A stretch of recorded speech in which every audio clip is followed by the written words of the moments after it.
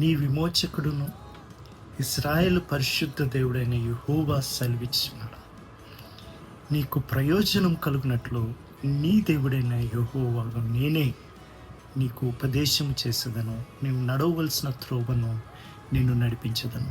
యెషయా గ్రంథం 48వ అధ్యాయం 17వ వచనంలో ఈ మాట రాయబడింది.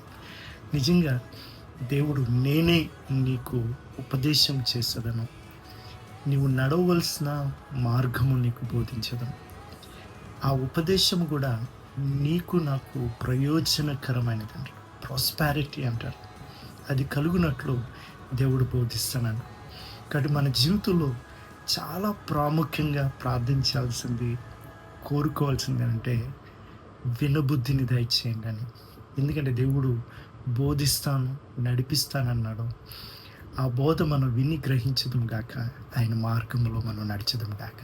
ఆమేన్.